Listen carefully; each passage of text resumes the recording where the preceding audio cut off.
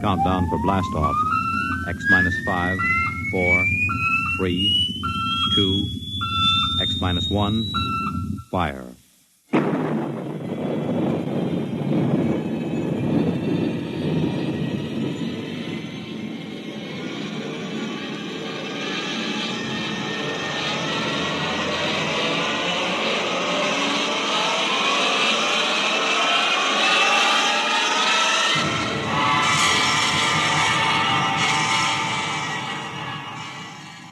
From the far horizons of the unknown come transcribed tales of new dimensions in time and space. These are stories of the future, adventures in which you'll live in 1,000,000 could-be years on 1,000 maybe worlds. The National Broadcasting Company, in cooperation with Street and Smith, publishers of astounding science fiction, presents X minus 1.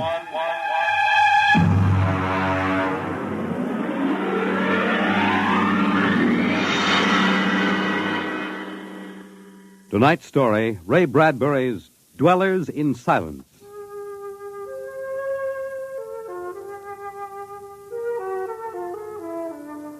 "20 years had passed. 20 years since the last of the giant migration ships had crashed to the surface of Mars, bearing its pitiful handful of survivors of the Earth Wars. 20 years of longing, of turning eyes toward the green Earth as it hung on the horizon like a beckoning light. And now it was done. And the first new ship, built of shining Martian chromaton, had lifted bravely toward home with 3 men locked in its metal belly. There it is. You can barely see the top of the Atomic Trades building in the twilight. They never finished building. Captain, What is it? am I going out of my mind? Look, out that way, to the west. Could that be... Heaven, it is. Those are lights. Turn the ship. Full cruising speed. They are lights. Captain, it's a city, a whole blasted city lit up like a Christmas tree. What do you think of your dead planet now, Williams? Decelerate to -5. We're going to take her down.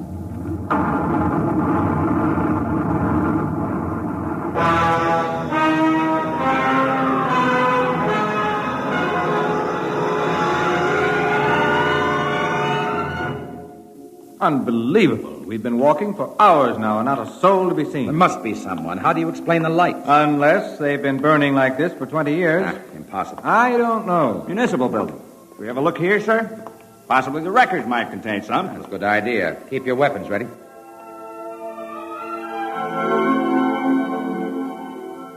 We'll start right here with the city clerk's office. Better check radiation again, Doctor.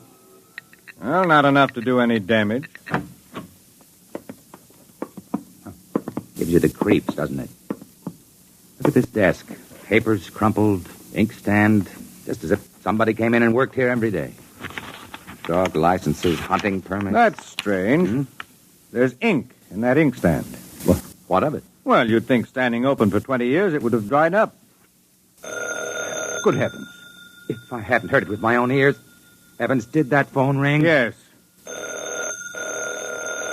Well? Pick it up, Doctor. Hello? Good day, Doctor. How are you? I called to ask some advice about a trepanning problem. Can you tell me if the lateral cut should be made first? Hello? Hello? This is absolutely insane. Hello? Thank you, Doctor. I'll do that.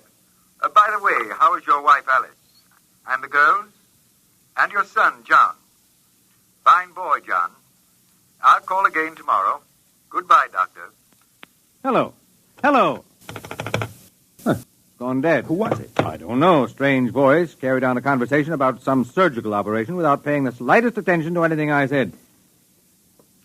Captain. What is it? Listen. Someone is coming, walking slowly toward the corridor. Coming closer. Jumping Jupiter. It's a man. An old man. Are you... Is it really someone? You seem to be real. I saw the ship come down, and I thought perhaps I was losing my mind. It's been so many years. I'm Captain John Parsons. These are my assistants, Dr. Evans and Mr. Williams. We returned to Earth from Mars. Then it's happened. We're not alone anymore. Forgive me, gentlemen, if I seem moved. I've waited and hoped for so long. You survived the radiation. We did. There are others. My family. We are the only ones. I answered the phone a moment ago. Who was it? You heard my voice, Doctor. Yours? Yes. To break the loneliness. I've recorded my voice and rigged up an automatic telephone. It's pleasant to hear the phone ring. I come here to work. I take it you are a medical man. My name is Cornelius Hathaway. Hathaway? Hathaway, the brain surgeon? You know my name? Who doesn't? I watched you on television at college. Why, I saw you 23 years ago. You performed a difficult surgery for a cerebral tumor. Thank you. I'd almost forgotten. My mind, you see, I'm almost 80 now. Well, you look fine, sir. We've had the best of everything. An entire city to choose from. Cold storage, the best equipment.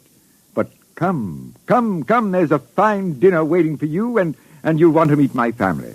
When I saw the ship come down, I told Alice, my wife, you know, to prepare a feast. This is a great day for me, gentlemen. A great day.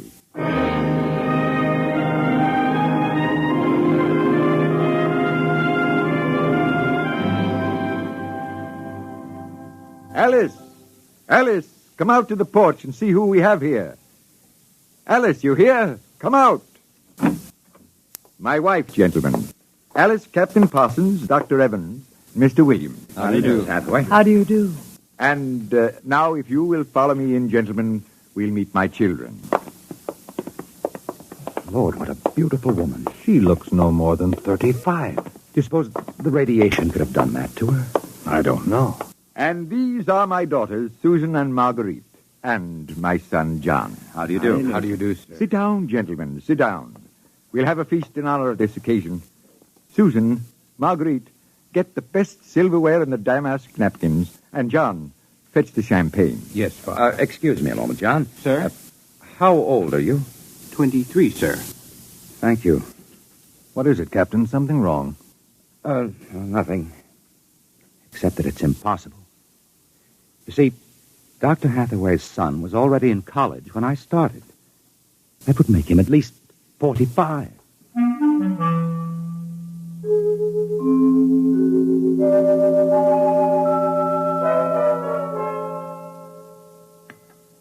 That was a wonderful meal, Mrs. Hathaway.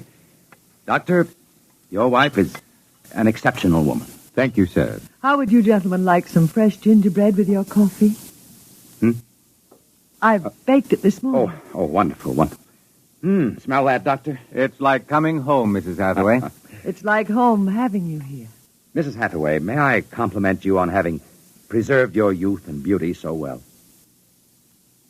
Thank you. We have no worries here. No competition. All the things we need for material comfort. Parsons and I were wondering, Dr. Hathaway, if the radioactivity had any effect in preserving tissue. Your children all look so young, too. It is possible, gentlemen, of course. Radiation does strange things to living tissue. Alice, could we have some champagne? Alice. Oh, I'm sorry. What, John? Some champagne, please. Champagne. Oh, yes, of course. An amazing woman. Did you ever see such grace, such complete relaxation? It doesn't seem quite natural. I beg your pardon, gentlemen? Captain Parsons was just about to ask how you and your family managed to escape, Dr. Hathaway. We were very fortunate. You see, my home was in the Sierra Mountains at the time. I had a lead-lined laboratory in the basement where I did X-ray research. My hobby, you know. I chose this house because it was on a hill where I could watch the sky. Oh, the loneliness of those first years. But at least you had your wife and children. Yes, I had my family. If it were not for them, gentlemen, I assure you I would long ago have put a bullet in my head. Champagne, Captain? Oh, thank you, Mrs. Hathaway. May I propose a toast? Oh, let me. Gentlemen, to Earth. To Earth. Earth. May she never be stranger to man. And... Hathaway, what is it? You all right? Oh, it's nothing. It's nothing, really. Just a rather sharp pain in the chest. Why don't you gentlemen go out on the porch and enjoy the air? You've had a long and tiring journey. Alice, we'll show you the way. Will you be all right, John? Yes, don't trouble yourself. I'll see you all in the morning. Good night, Doctor. Good night. Come, John. Yes, Father.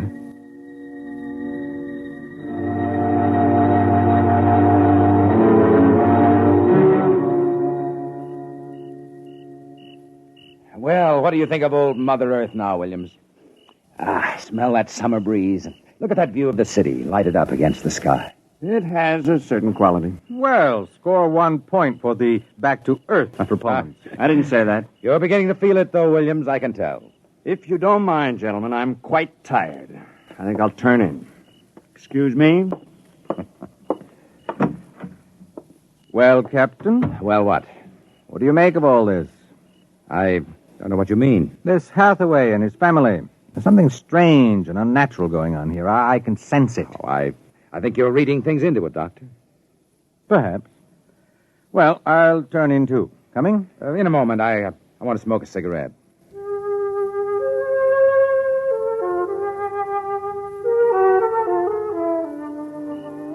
It's a very beautiful view, is it not? Oh, I didn't hear you come out. How is he? Resting. I've never seen him this bad. Yes, he's an old man. I'm sorry, but the difference in your ages is so apparent. You must have been married very young. You don't know about us, then. No, Perhaps it is better that way. I don't follow you. Is it something about your husband? He acts very strangely. My husband is a very great man, Captain. It is too bad there was no one to appreciate him. Once he wired the whole city with sound speakers. And when he pressed a button, the whole town lit up and made noises as if 10,000 people were living in it. He must have been very lonesome. Although, with a woman such as you, I don't understand.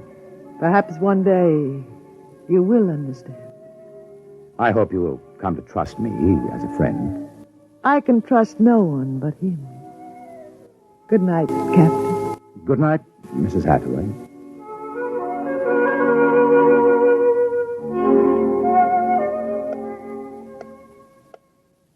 Captain. Captain Parsons. What is it? Who's there? Dr. Evans. Oh, what's wrong? What time is it anyway? 2 a.m. What's wrong? I couldn't sleep. A few minutes ago, I heard someone slip out the front door. In the moonlight, I saw it was the old man. He was headed toward the ship. What are you suggesting, Doctor? Nothing, except that it's fairly unnatural for an old man with a bad heart to go wandering off at 2 in the morning. Very well. We'll follow him.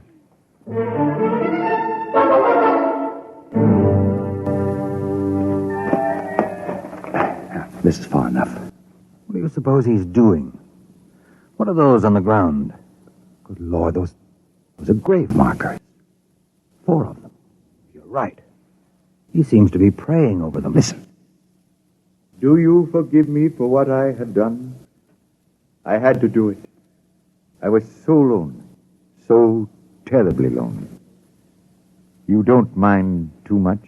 You do forgive me, don't you? Yes. Yes, I feel you do. Well, I'm glad. I think perhaps I can rest now. I think He's having another attack. Come on. Hathaway. Dr. Hathaway, can you hear me? Raise his head, Evans. Dr. Hathaway. His lips are moving. What is it, Doctor? Closer. Lean closer. I'm sorry I had to spoil all of this. I've expected it for some time. We'll fix you up. No, I'm an excellent diagnostician. It really doesn't matter. Except for them. What about them, Hathaway? You suspected, didn't you? Yes, I suspected. But I couldn't believe it until now. Do they know? No, they wouldn't understand. I wouldn't want them to know.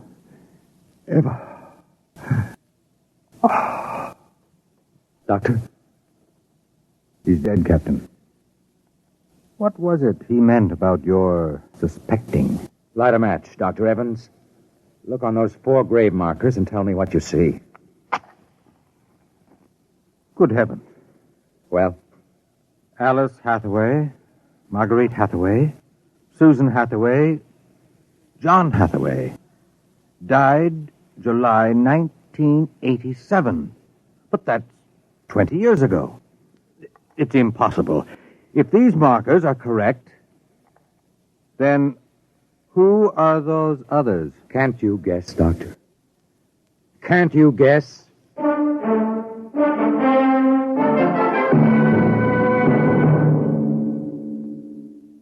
I'm sorry, Mrs. Hathaway. He didn't want us to feel badly. He told us it would happen one day and that he didn't want us to cry. He didn't teach us how, you know. He said it was the worst thing that could happen, to know how to be lonely and unhappy. We weren't to know what death is. Perhaps it's just as well. You know about us, don't you? Yes, I know. I didn't think you knew yourself. The children don't. I've been aware for a long while. No one would have guessed. You're so perfect. He would have liked to hear you say that. He was so very proud of us. After a while, he came to love us, and at the end he took us as his real wife and children. He even forgot, sometimes, that he had made us. You gave him a great deal of comfort. Yes. Over the years, we sat and talked. He loved so much to talk. I was first, you know. Then he became lonesome for the children, and so he made them. There was only one thing. One flaw. And that? He couldn't make us grow old. And so he had to watch himself become an old, old man while we stayed young. It was a great blow to him. We'll bury him on the hillside where the other 4 crosses are. I think he would like that. Yes, he would. Mrs. Hathaway, Alice, I think that you are a very great and wonderful woman.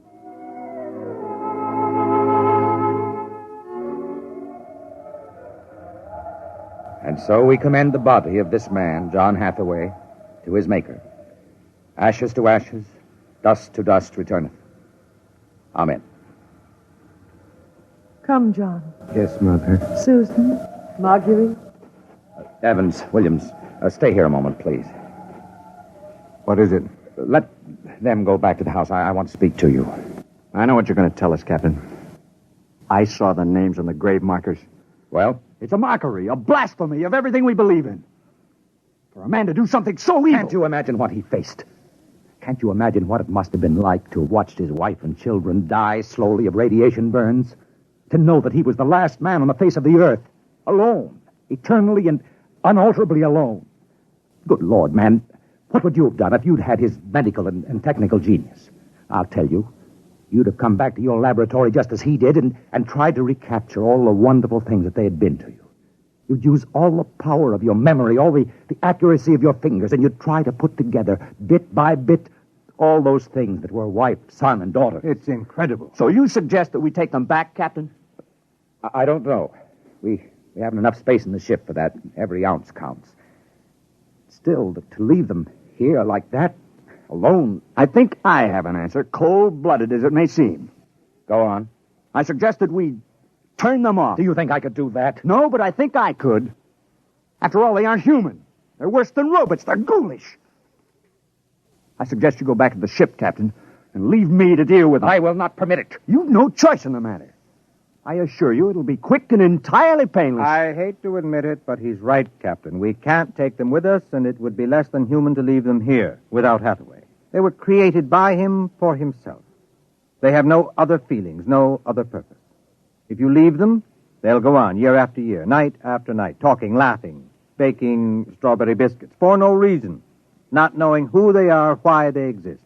Could you do it, Doctor? I don't know. I've already offered to do it. No, I wouldn't want it to be you, Williams. You're sick. You have no feelings.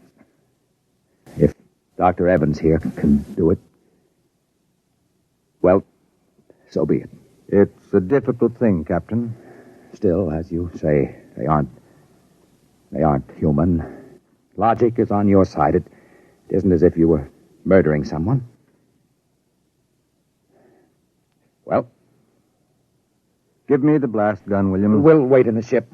Take off in half an hour. Half an hour.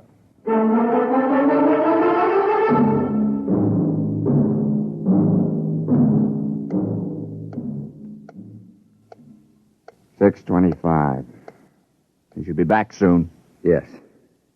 He's doing the only humane thing, Captain. They're less than human. Are they?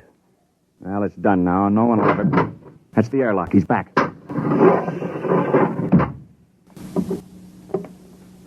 Well, here's your gun. Did you do it? When I entered the house, one of the daughters looked up at me, and she smiled. The others smiled. He taught them that, taught them to make him feel welcome when he came home at night. I knew that, and yet... Well, I should have done it then. I might have, but she came in. The wife. She said something about sitting down for a cup of tea. She looked at me with those fine, intelligent eyes. I couldn't do it. It would be murder. Cold-blooded murder. I prayed you wouldn't be able to do it. There will never be anything as fine as they are, you know. Built to last 100, 200, perhaps 1,000 years. Well, get the course in the integrator, Williams. We'll take off in 20 minutes. I should be back by then. You're going out, sir? I'm going to say goodbye.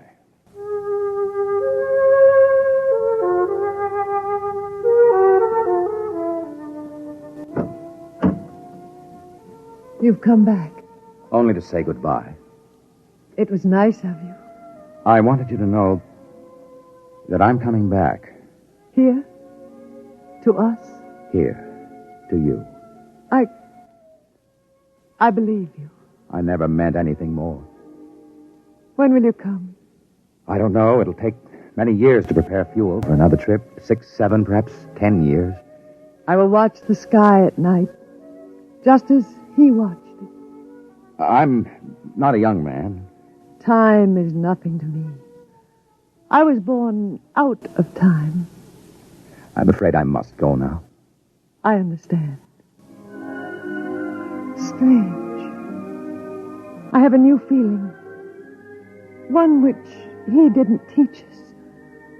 A feeling of longing, of sadness. That one is not taught. It comes of being alive. Yes, I am alive. Even though he created me, I'm a person now. Goodbye, Alice Hathaway. Goodbye, John Parsons.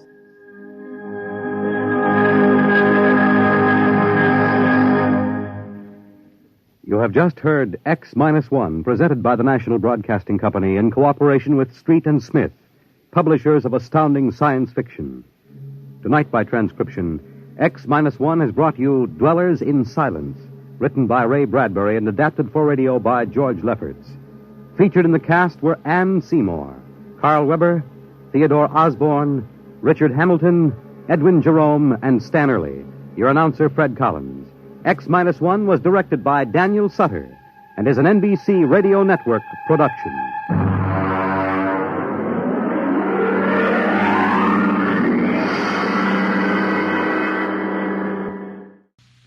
X-1